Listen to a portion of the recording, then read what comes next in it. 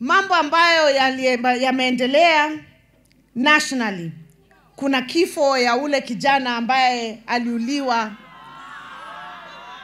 katika cell kule Nairobi, Albert Ojwang. Mimi nishasema from the beginning na nimesema tena Kirinyaga, there is no leader with their insane mind who can support the abduction of our young people. And I do not support it. I don't support it. Sisi kila siku hapa kama viongozi kuna wale wanatutusi. Kutoka asubuhi mpaka jioni. Wanatutusi kutoka asubuhi mpaka jioni. Hatutumi watu wawashike.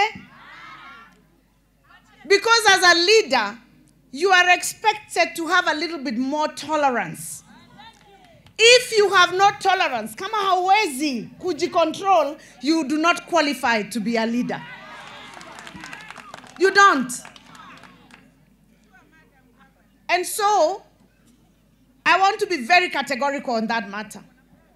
That it is extremely unfortunate that in this day and age, in a democratic republic, that we can have incidences where people can be taken from their homes, taken to a cell, and killed.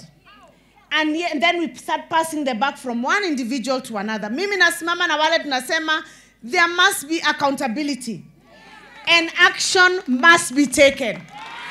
And that action must be taken, not just because somebody has said, but we as the people of Kenya must see and believe that action has been taken.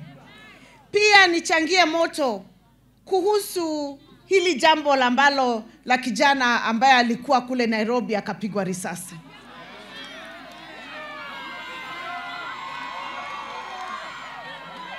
Nimeangalia hiyo video mara kadhaa.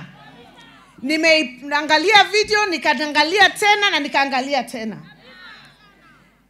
Na nikasikia kuna watu wanasema ati provocation. Mimi sikuona huyo kijana akiprovoke mtu yeyote.